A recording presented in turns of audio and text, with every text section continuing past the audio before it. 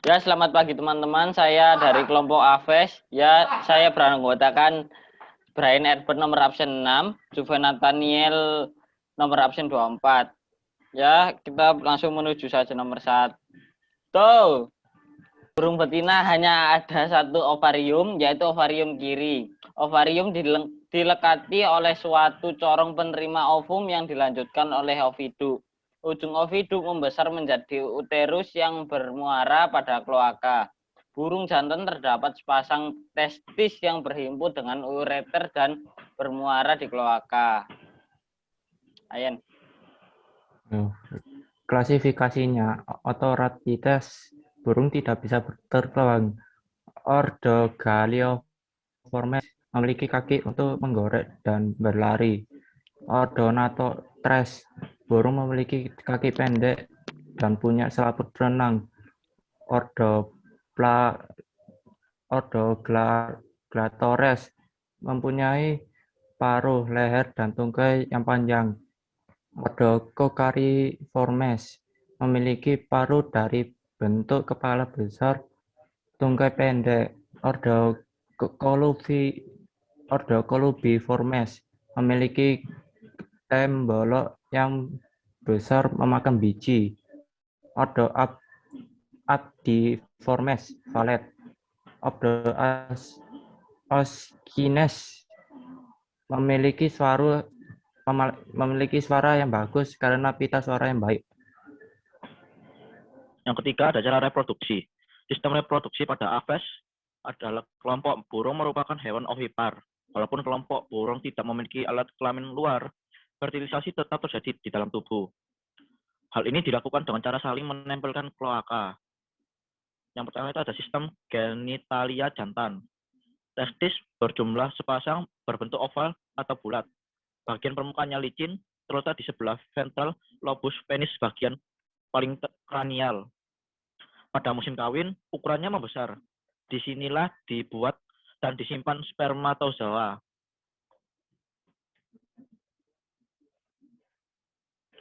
Yang kedua itu ada saluran reproduksi. Tubulus mesonephus membentuk ductus afferent dan epididymis. Ductus wolf bergelung dan membentuk ductus deferens. Pada burung-burung kecil, ductus efferent bagian afferent yang berdilatasi bentuk ductus ampula yang bermuara di kloaka sebagai ductus ejaculatori. Ductus efferent berhubungan dengan epididymis yang kecil dengan ureter ketika masuk kloaka. Sistem genitalia betina. Yang pertama itu ovarium.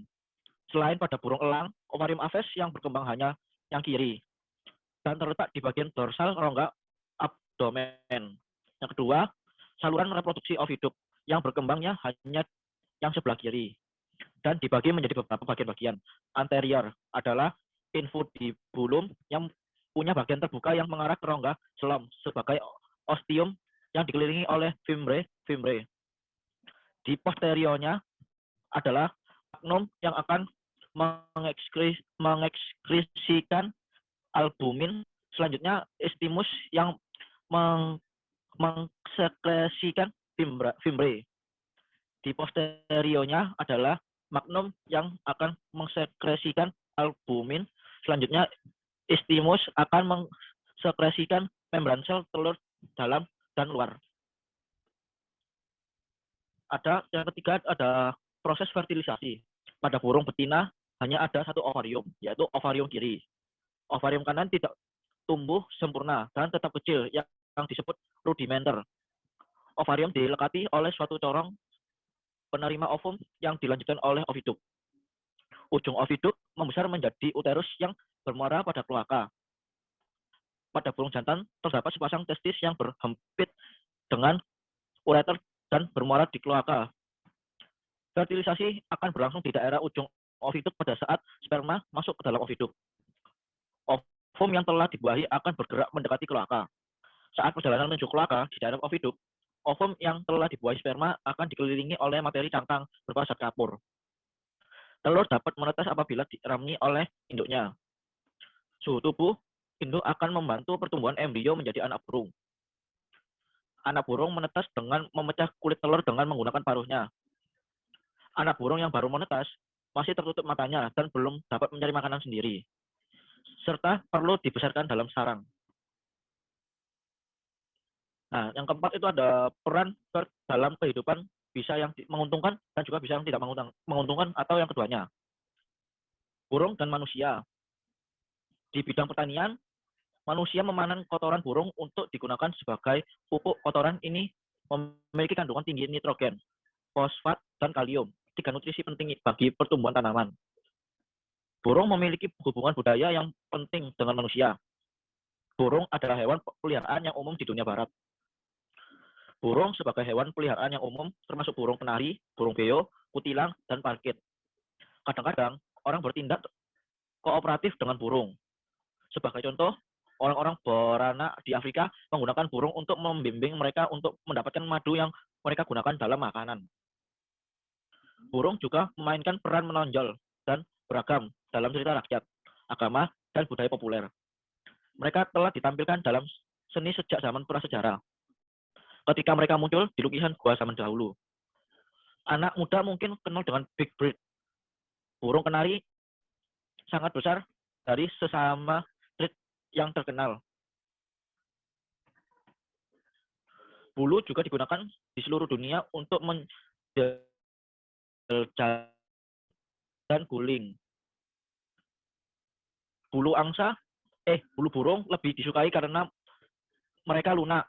Produsen sering mencampur bulu burung kelembutan ekstra. Burung dan ekosistemnya. Burung jelas anggota penting dari banyak ekosistem. Mereka adalah bagian integral dari rantai makanan dan jaring makanan. Dalam ekosistem hutan misalnya, beberapa burung mengambil makanan terutama dari tanaman. Lainnya terutama makanan hewan kecil seperti serangga atau cacing tanah. Burung dan telur burung pada gilirannya berfungsi sebagai makanan bagi hewan seperti rubah, musang, dan ular. Hubungan antara makanan semua hewan dalam ekosistem membantu mencegah atau satu spesies menjadi terlalu banyak. Burung memainkan peran penting dalam menjaga keseimbangan alam ini. Selain menjadi bagian penting dari jaringan makanan, burung memainkan peran lain dalam ekosistem. Yang pertama yaitu burung pemakan serangga. Mereka adalah cara alami untuk mengendalikan hama di kebun, di ladang, dan tempat-tempat lain. Sekelompok burung meluncur melalui udara bisa dengan mudah makan ratusan serangga setiap hari. Burung yang memakan serangga termasuk warblers, bluebird, dan pelatuk. Yang kedua itu burung ikut berperan dalam penyerbukan bunga. Itu karena mereka dapat memindahkan serbuk sari dari satu bunga ke bunga yang lainnya untuk membantu penyerbukan sel kelamin dan menciptakan tanaman baru. Kolibri, sunbird, dan burung pemakan madu adalah penyerbuk yang paling umum. Yang ketiga, banyak burung pemakan buah membantu penyebaran biji. Setelah makan buah, mereka membawa benih dalam usus mereka dan menyimpan mereka di tempat-tempat baru. Burung pemakan buah termasuk mockingbird, kepodang, kutilang, dan robin. Yang keempat, burung sering penting bagi pulau ekologi. Di Selandia Baru, kereru atau edan kokako adalah peramban penting atau hewan yang makan atau menggigit pada daun, tunas muda lembut, atau vegetasi lainnya. Burung laut menambah nutrisi ke tanah dan air dengan memproduksi mereka guano kotoran mereka.